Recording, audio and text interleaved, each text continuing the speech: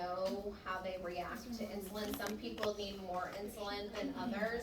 So when they're in the hospital, if they are telling you like, don't give me 8 units, that's way too much or something, or 8 units is definitely not gonna cover this, let the doctor know, because a lot of times it's just like the hospitalist that's coming to see them at first is not necessarily their endocrinologist that knows their whole diabetes process a little bit better. So, I mean, you can't change the dose of, you can't just decide, okay, well, they told me that they don't wanna take 8, they only wanna take 6, well, you can't do that, you just don't give the whole dose then. You would just put like patient refused, will be speaking to MD, notifying, and then you would call them and let them know.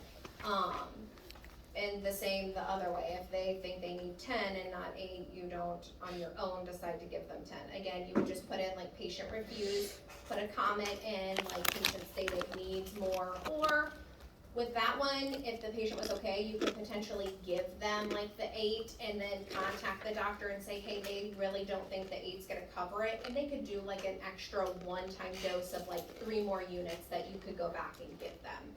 So, if the patient was okay with that, if the doctor would order more, I mean, granted, it would be an extra little stick, so they may say, no, I'd rather just wait and see what the doctor says and get it all at one time.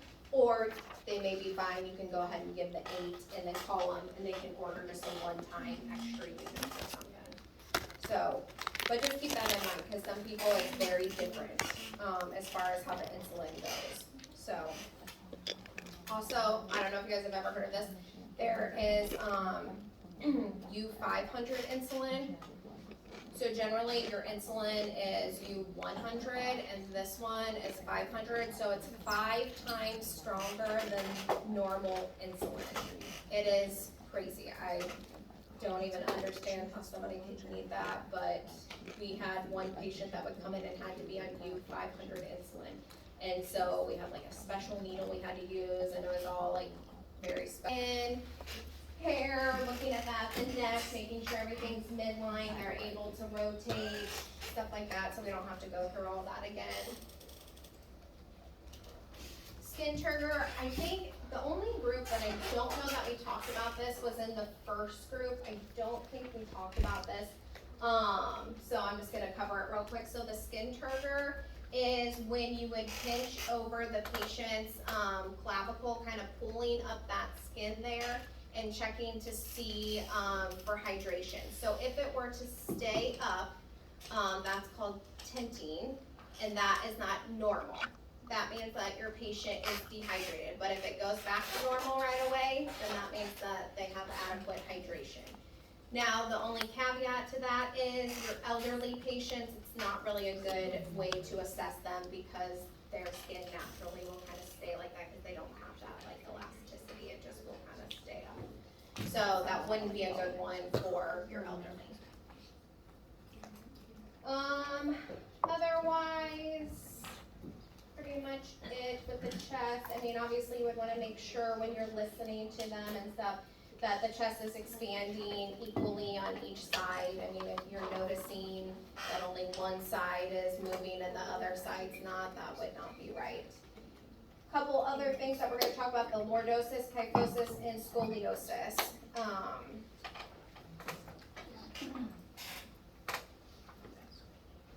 So again, it is on page 238 if you want to look more into like that lordosis, kyphosis. We'll talk about it some, but there's a chart in there too about it. So that's just showing if you want to do palpation, you can hold and kind of make sure that they're equal, like that when they're taking big deep breaths that it's moving symmetrically. So if there ever was a concern or something, you could do that with your patient too. Alright, so some pictures there. Scoliosis, anybody know what scoliosis is? What the definition, I guess, would be? So it would be a pronounced lateral curve. I don't know if any of you guys did this, but I remember in grade school you had to like lean over and they like did some measurement on your back and some, I don't know if they still do that now, but they did when I was in grade school. So that's what they were checking for, was that scoliosis. What about lordosis? Anybody know what that one is?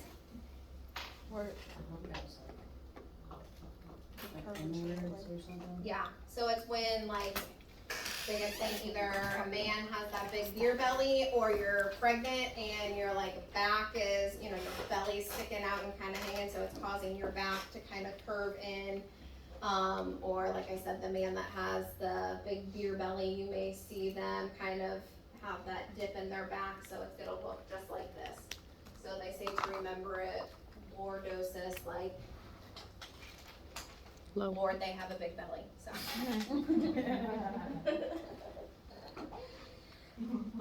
And then kyphosis. That generally is like that hunchback, like the hunchback of Notre Dame, you know, how he was like hunched over. Unfortunately, a lot of times it's your elderly females, you'll see that they have that kind of hump on their back, okay? That's an increased thoracic curve, okay? Everybody understand the difference between the three of them? Can you have all three at one time? I guess maybe you could. I know. I'm telling you, pretty jacked up. Yeah. There's a she has the kyphosis and the scoliosis, so like the way she, cause like you can see it. 43, it would be 243 in that book, and it is 235 in the one online. All right, so pale, what would be another name for pale? Anybody know a medical term for that? Taylor. What would be some possible reasons for somebody having, and we're talking about skin, so why would their skin be pale? They about to pass out. Cold. Why are they about to pass out though? They're anemic. They have blood loss, they just had trauma and they're bleeding into their abdomen or something, so those would be some reasons. What about red? What's the medical term for red? Anybody know? Are you swollen like Inflamed. yeah, inflammation? Nope. Erythema. However you say that. Yep, erythema. So that would be red. It is caused by inflammation, that is correct, but the medical term is erythema caused by inflammation. Another thing that you'll see it with is carbon monoxide poisoning. You'll hear it with, they have this like cherry red, like lips, and I don't know, it's like a known thing with carbon monoxide poisoning. We'll talk about it, I can't remember what other class we talk about it in. We go more in depth, maybe it's in this class later on. But you'll see red skin and lips for carbon monoxide poisoning. And then obviously if somebody had like a superficial burn or something, you know, that burn side will be red. All right, so what about pink? What would be another way to describe that somebody's pink? Blush. Flushed. So that would be when you're charting, you would say that they are flushed, not that they're pink. What was the other one for pale?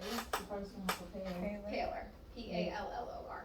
Such and such was very pink in the face. So when would somebody potentially be pink or have Like a fever. flush? Fever, yep. Another one, sometimes if they have really high blood pressure or something, they may have a little bit of some flushness. What about purple? Bruising. Definitely for bruising. Ecchymosis. Mhm. So ecchymosis would be the technical term for something that looked purplish, so those bruises. Trauma could be another one, why they would have it. Obviously, a bruise would be some sort of trauma too, so. What about blue? What's the technical term for that? They probably ain't got no oxygen. Yep. Cyanosis, and they probably need some oxygen. Yep. And then what about yellow? What's the? Jaundice. Jaundice. Yep. And what are we looking for if they're jaundiced? Liver, what else? Kidney. Your eye. Kidney, Can you, didn't you say like the sclera. sclera? Or was that just on like African American? So it'll be, definitely you will see that in, both. So, African Americans, that's generally that, or the, males is kinda the best way to tell. African Americans already have a little bit of like a yellowish tint to their eyes, that's normal, but it would be kind of like an You would really- notice it. yeah, a really pronounced like yellow. So, but then also your lighter skinned people also could have jaundice in their eyes too, and you can tell that way. Sometimes it's a little easier though, because the skin will kind of turn yellow. Doesn't, So, go ahead, sorry. when you have jaundice, doesn't it like make you really tan too? You could have almost like a little bit of a tanned, appearance, a little bit. I mean, I guess it just kind of depends too, like your skin color, but generally it'll also kind of have like a little bit of like a yellowish tint to it too. Have you ever seen babies? I was gonna say, I saw it in babies, and like you said, it's like a yellowish tint, like you almost can't miss it. I mean, Yes, it's really, yes. yeah. And also babies, like sometimes if they eat too much, baby food that's orange, their cheeks sometimes kind of like pick up that and they almost look kind of orange.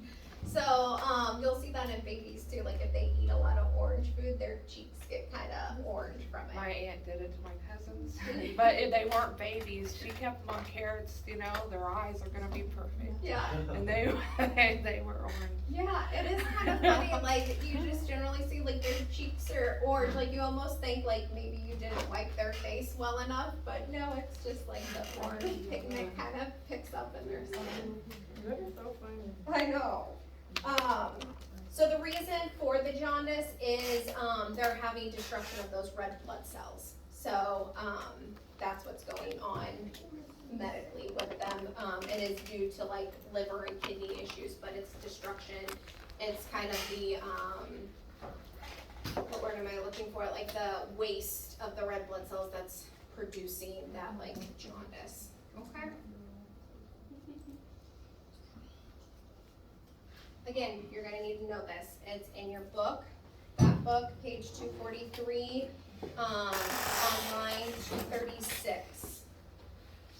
So if you've ever been to the dermatologist and do your yearly skin checks like you should, you'll hear them use a lot of these words.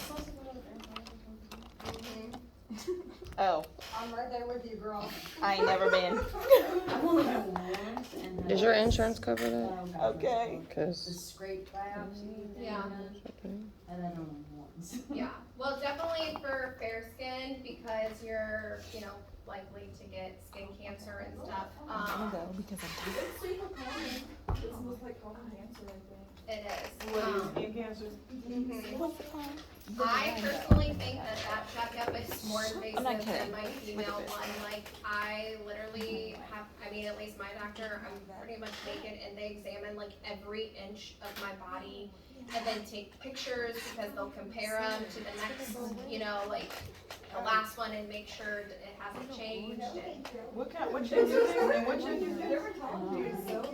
so this is a yearly skin check. Oh, okay. So, yeah, like I said, I go every year, but I make funny looking moles is what I've been told. So, Well, I got it. but you should go every year. I didn't know that. So a macule is what, you'll hear them say, and that's gonna be a flat round color, and it would be like a freckle. A freckle is what you would think of when you're talking about a macule. So when it says not palpable, so freckles, you can't feel them. They almost just feel like normal tissue, where like a mole kinda has like a little bit, you know, you can feel the difference in a mole. So a papule would be elevated, palpable, solid things, so like a wart. If you've ever had a wart, or a kid or somebody who's had a wart, that would be considered a papule. So a vessel is an elevated round filled with fluid normally, and that would be like a blister, okay? A wheal, if you've ever heard that used before. Elevated, irregular border, no fluid, that would be somebody who has hives for whatever reason. That's what that would be deemed. A pustule would be, filled with pus, raised, elevated, and that would be like a bristle. What would you consider those things that people get on their elbows, the fluid filled, you can get it from, no, so you can get it from like constantly resting your elbow on like your center console thing in your car. I mean, they can get really big and they're like, typically, Yeah. they're like a And they're like- squishier kind of feeling. Yeah, and Mine's like We we had a drained couple my people. back. We did pustule nodule, I'm sure you've heard of that, that's an elevated solid mass, deeper and firmer than a papule, and, like a sign of that would be like an enlarged lymph node. If you've ever had like strep throat or something, sometimes you can feel up in your neck, you can feel, a lymph node that's enlarged, or sometimes under your armpits.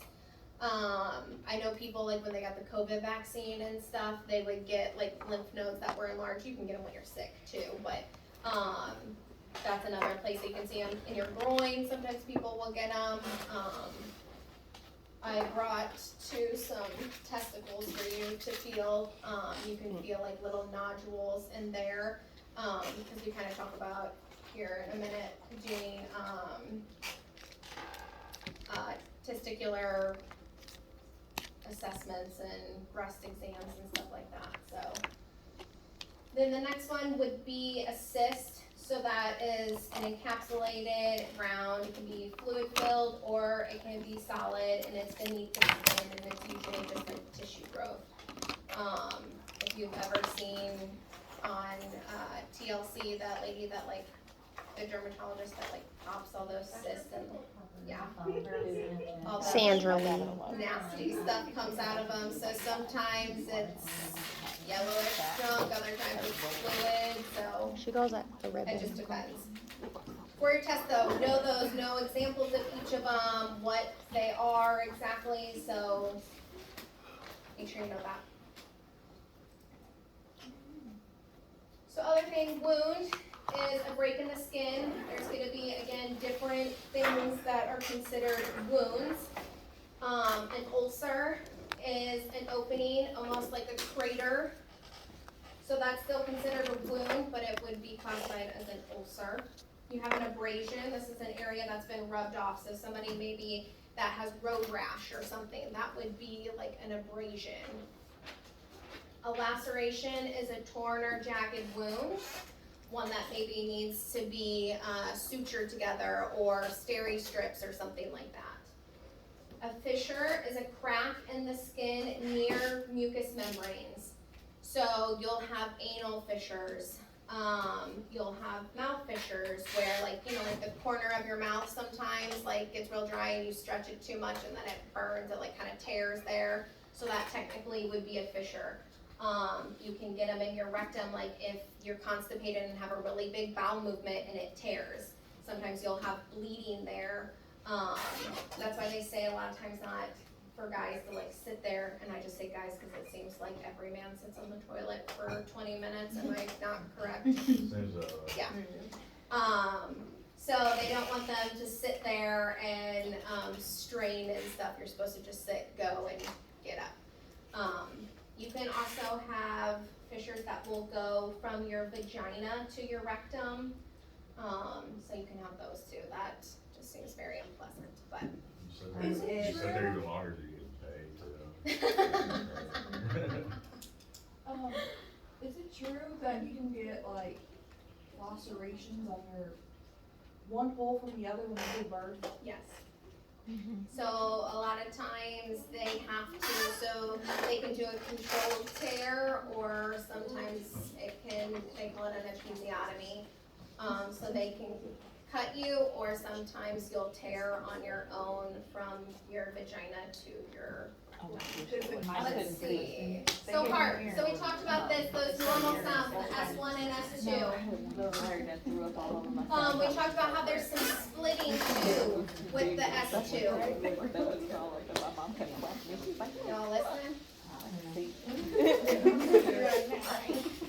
I broke in my hair.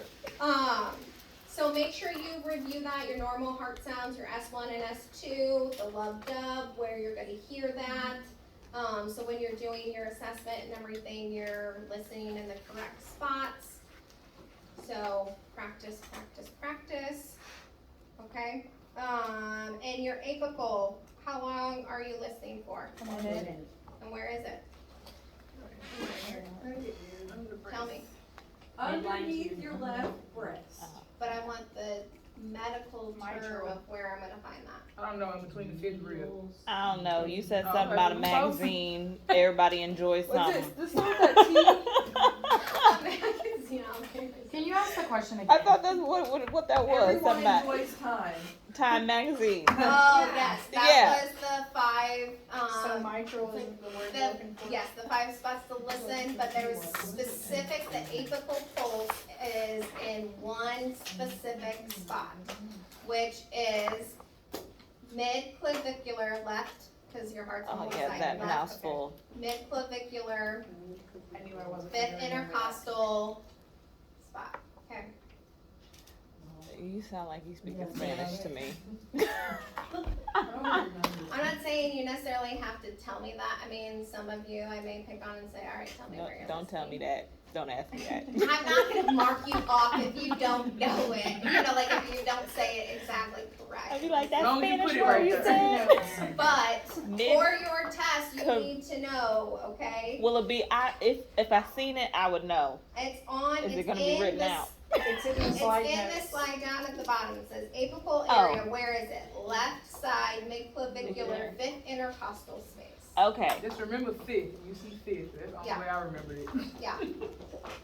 If everybody gets 100 on all of those questions on your test, We get pizza. we'll do something special Wait, what? All of what? What don't count? with them, and you guys can read up on it. I told you guys how in lab we're gonna work on Friday, and I can kind of change the heart sound so you can hear what that like mitral valve regurgitation is, that aortic stenosis and stuff like that. So we'll go over that, okay? I'll have to see if this website still will pull up and we can come back to that and see. So lung sounds, we haven't talked about this yet, this will be kind of new. I have a video in the classroom I'll play here in a minute. So normal lung sounds, I would know all of these, okay? I would know definitions of them. So you have your tracheal sounds, your bronchial sounds, your bronchial vesical sounds, and your vesical sounds, okay? Also, in your book, this is why I wish. So page 240 and 241, it would be 13-2. They have a good picture of these, kind of breaking them up, so I would look at that to kind of help you, okay? Kind of goes over the different fields and stuff. Can I use yours real quick? Well, trying to remember for this one. The new one is 240 and 241. Let me see what it is in yours.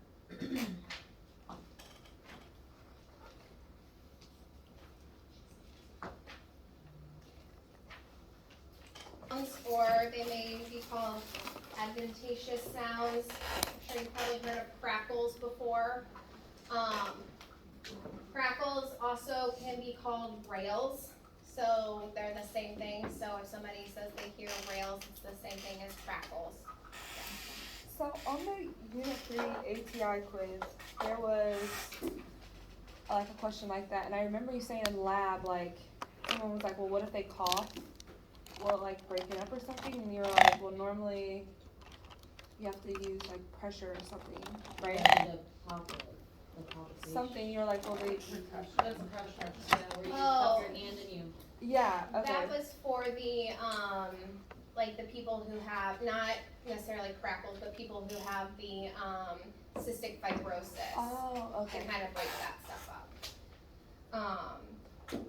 It's more, so we'll talk about it here with one of them, this gurgling or this rhonchi, that's one that, if they cough or something, it may kind of clear that congestion up that you're hearing. So the crackles is something, primarily heard during inspiration, so when they take that deep breath in is when you kind of hear those crackles generally. Not to say that you can't hear it on expiration, but generally it's when they take that deep breath in. And it's due to that alveoli are collapsed. So if you've ever seen like little pictures of the lungs, they have like those little sacs, little ball sacs almost, those are the alveoli, and those will collapse. So they can collapse for multiple reasons. Maybe they just got out of surgery and they're not fully expanding their lungs, so they have something called atelectasis, where those sacs are kind of collapsed and they need one of those incentive spirometers to kind of help open those up. Or maybe they have crackles because they have fluid volume overload. So they have heart issues or whatever, and they have too much fluid, so you can hear crackles. Crackles are also defined as fine crackles or coarse crackles. So when you're charting, you'll have a way to chart if they were fine, if they were coarse, if they were in the bases, if they were throughout. Generally, you hear them in the bases because if you think fluid kind of settles in the bases, so generally you hear the crackles in the bases of the lungs, and they'll be fine where they're real light in sound, and like I said, I have one that we'll watch, or the coarse are definitely a lot louder, more pronounced. But again, it's kind of you saying what it is versus, you know, I had mentioned that sometimes assessments can be a little subjective as far as you like deciding whether it's fine crackles or coarse crackles, where somebody else may listen and think, well, I think that's maybe coarse crackles or something, but there will be a way to chart that. So gurgles, also called rhonchi, are those low-pitched continuous bubbling and is heard in large airways, more predominant during expiration, and then they can clear by taking a deep breath or having that patient like cough, and it kind of clears that up a little bit. Wheezes, so that would be somebody, so it says they're having a narrow passage. Why would somebody potentially have a narrow passage? Asthma. Anaphylaxis, yep. They would have a narrow passage, so they're having that wheezing. You guys probably will know, you know, when you hear wheezing, you know, if you heard it, you'd be like, oh yeah, that's definitely somebody wheezing. Wheezing is actually good. So you know they are getting air. It's when you no longer hear the wheezing and you don't hear anything, that's when the airway has completely closed at that point. So that's when you really need to get on things. But the wheezing is actually good because you know they are still getting some air. So you can hear it during inspiration or expiration, and then obviously would not clear with coughing or deep breathing. And then you have rubs. Those are kind of hard sometimes. It says it's like a leathery sound caused by two dry pleural surfaces moving over each other. I think they're just kind of hard to tell sometimes. Time you would see that is somebody who has like severe dehydration or something, you would hear rubs. Let me bring up those.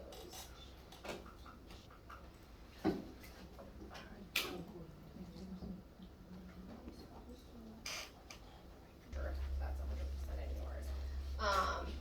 And then just how to assess lungs. It's just like a little tip there.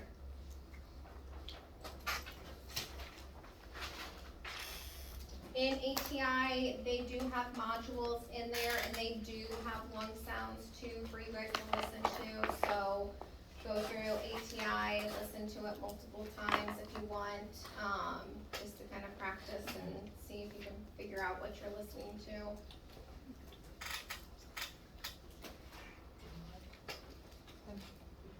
So which of the following sounds is not normal? Wheezing, yeah.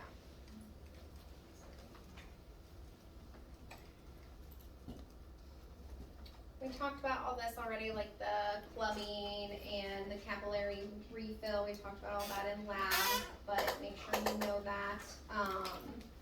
Something else that you'll probably wanna have your patients do, is fetal pushes and pulls. We didn't talk about that yet, but that is, you know, when you have, you'll tell them like, push down on my hand like you're pushing down on the gas pedal. And then you'll, put your hands, you know, on the top of their toes and, you know, tell them like to pull their toes up and kind of pull against your hands, kind of tell like how good their strength is it equal? And same thing with kind of grabbing your hands, you can have them squeeze, do they, you know, squeeze the same on both hands, or, you know, is one side weaker than the other? So that's something else you'll wanna have them do, just to check for muscle strength. You don't have to do all the like leg stuff that they were doing in there, you can just do the pedal pushes and pulls and then the grasping. Another one is edema. That's one we didn't talk about yet. Excessive fluid with tissue and signifies abnormal fluid distribution. So I got this to bring and to show you guys. So we talked about that edema is gonna have like a 1, 2, 3, or 4. So you have your mild pitting, moderate, deep, and then very deep, okay? So each one of these, and I can pass it around, you can push into it. So this would be considered like your +1. This would be your +2. This is your +3. And then this is your +4, what it would look like, okay? So I'll pass it around, you can just kind of push on it and see, like that kind of gives you a little bit of an idea when you're, checking for edema. Generally, it's gonna be in the extremities, the legs, that you'll have it, and you're using like your thumb or your index finger and kind of pushing to see, if there's an indentation. So, and kind of going from there. You'll put TED hose on them then, or elevate their feet, or they'll get Lasix, or who knows, but, that's what you're kind of looking for.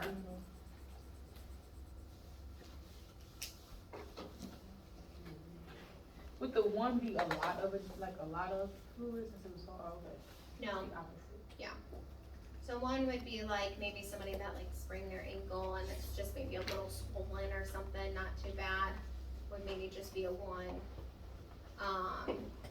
They're like the +4, or sometimes their skin will be so tight that you can't even really push on it, that yeah, it's shiny and it's weeping and there's just sanguineous fluid coming out. So sometimes like that, you can't even push on it because it's just so tight. So that's extreme swelling, but you'll see it. So right there, that's just the technical. So number 5 would be what we just talked about, that tissue is so hard, the skin surface is shiny, you can't push on it anymore. The fluid just has nowhere to go and it's just like weeping out. There's no way to even assess like pitting because it's not giving.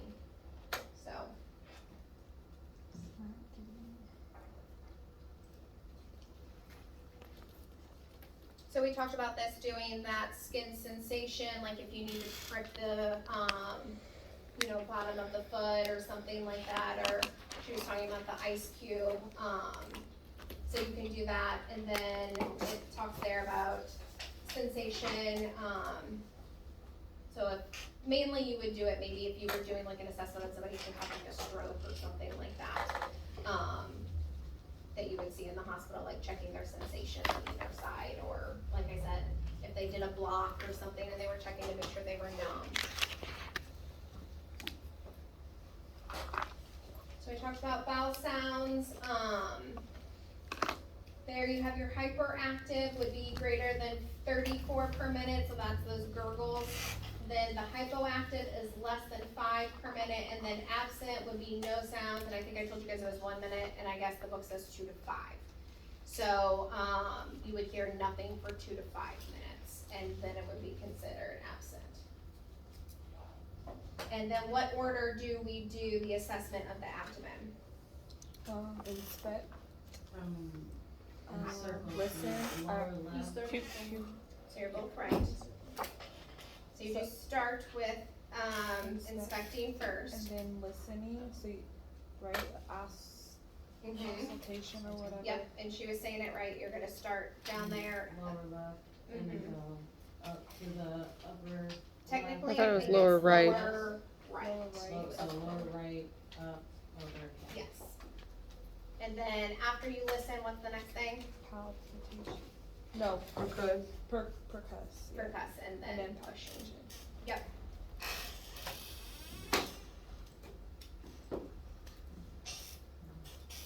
So these are the 4 areas there. These are some of the things that are in the 4 areas. So this is that right quadrant, lower quadrant over here. Oh, I always forget it does that now. It never did that last year. And actually, I think it's on though, cause there's a white flashing light on the tray. Maybe somebody turned it on. So the right lower quadrant is where you'll start. Anybody know what your cecum is? So it's the end of your colon, so when you're having your colonoscopy, that's how they know that they got to the end, is it looks to me like a little belly button. They'll find your cecum, and right there by your cecum, your ileocecal valve will connect. So that's why you start there, as far as listening, because that ileocecal valve is where your small intestine and your large intestine connect, and you have a lot of like gurgling and noises in that area. So that's why they tell you to start in that area, is because that ileocecal valve is right there. Your appendix is there. Your appendix is right by the cecum, but it's on the outside of your colon. So your GI doc can't see if you have your appendix or not, because it's on the outside. So, and then your right ovary is there as well. Then you go up to your right upper quadrant. Your liver is there. And it's actually cool when you do your colonoscopy, they can see like a blue shadow in your colon as they go past your liver. It's really cool. So you can tell where you are by looking at that. So your liver's there, you have your kidneys, your adrenal glands, your duodenum, and then the head of your pancreas. What's your duodenum? It's part of your small intestine. So, that's up there. Then you have your left. So your stomach's over there, your spleen is over there, obviously, your left kidney is over there, and then the main portion of your pancreas is over there too. And then down in the right, the left lower is your sigmoid colon, and then your left ovary. And we'll go more into the different spots, but you have your colon's broken up into different spots, just like your small intestine is too. We have different names, different spots, so. I have a question about your colon and your ovary. Okay, can that get stopped up because of it? Abdominal girth, something that you may have to measure for your patients that have ascites or that have CHF. They may want you to measure their abdomen, see how big it is, and that's another way that they can tell if they're losing fluid and stuff like that. So that may be something you may have to do as well. And they always say to measure at the largest diameter, mark the abdomen so you know where you laid it so that it can be consistent. So the next person, kind of like when we were talking about pedal pulses, kind of doing the same thing with that abdominal girth.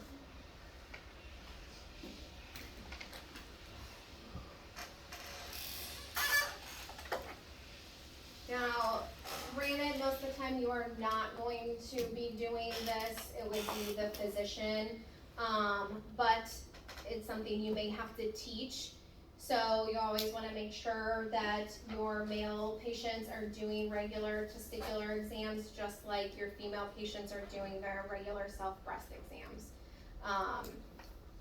They're very important. Most of the time, testicular cancer, you see that in like your younger males. Not that you can't see it in older, but generally it's younger. So showing them how to do that and feeling, and again, I have a scrotum if anybody wants to feel what it would feel like. Also, I have a breast too, and I'll spit them out if you guys want to feel them. Like what a, potential nodule or something would feel like if you were ever needing to do an exam or something like that. The other thing is for your males, checking that perianal area. Sometimes they'll get breakdown too if they're incontinent, so. Otherwise, having them on their side is generally, the best way to do that. And, then for women, I'm sure you know, if you're doing like a vaginal exam or something, they'll have them kinda in that, they call it the dorsal recumbent position, or in those like stirrups is kinda how they have that.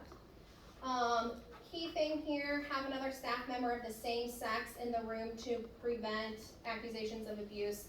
So, you may notice your physicians do that, or,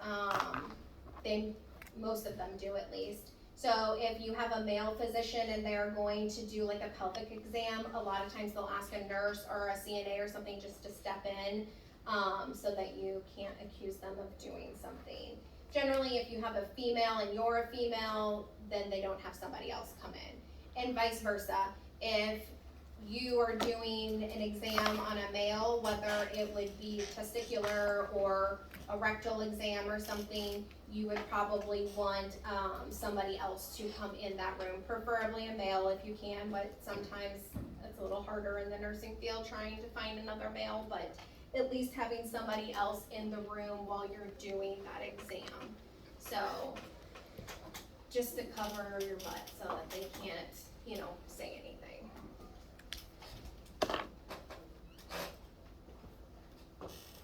So when you are doing those exams and you're feeling, the breast or the testicles, you're looking to see if that nodule moves, or does it stay there, it's fixed. The shape of it, does it feel round, or is it irregular? What it says there, the consistency, so is it hard, or do you feel like it's kind of spongy when you squeeze it? The size, and then tenderness. Do they complain about it? Do they not even know that you're doing anything to it? So how you would potentially chart one would be like a 4-centimeter nodule, fixed, irregular mass that is tender to palpation, noted to the right testicle. So that's an example. If you were doing an exam and you found that, that's how you would chart it. It's in your speaker notes too. What? A lot of words. It's a lot of words. But it hits every single one of those. Right. So it's just, that's how you would chart it, because that's what the doctor's gonna wanna know and stuff. And like I said, it's in your speaker notes just to kind of see, and you can practice too, but that's how you would chart if you found something. And then this is just considerations for your older populations, that obviously you may have to make different arrangements if you're doing their assessment because of their mobility and different stuff like that.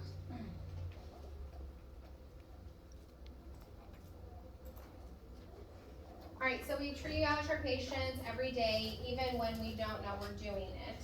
A good nurse can appropriately prioritize their patient's safety. So, reading these 3 clients, which one is going to be first, second, and third? B would be first, correct, and why? Because it's respiratory. Hard time breathing, yep, which one's gonna be second? C. And then Because, yep, and then last one will be A. So just keep that in mind whenever, you're doing that, you gotta figure out which one's the most important, because your tech's gonna be like, so-and-so, and this one, you're like, oh my god, alright, which one am I gonna go see first, So, just thinking about your ABCs. Also pain is another one they kinda consider like a 5th vital sign, so dependent on how bad the pain is and stuff like that, that may be another important one, so. Questions?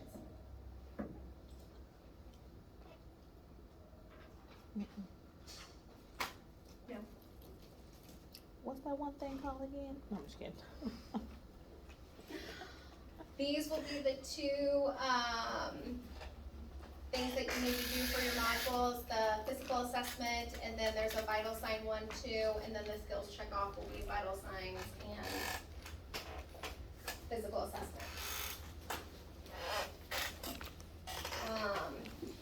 Like I said, we are going to practice one more time in the lab on Friday, go over it. You guys can listen to the different lung sounds and stuff like that, but after that, it's kinda up to you guys to continue to practice, to feel comfortable, okay? There's that video online to watch to see kind of the order. There's also, the sheet online that I will go by when I'm grading. So you can do that if you need to practice blood pressures, if you need me to get anything out or whatever, let me know.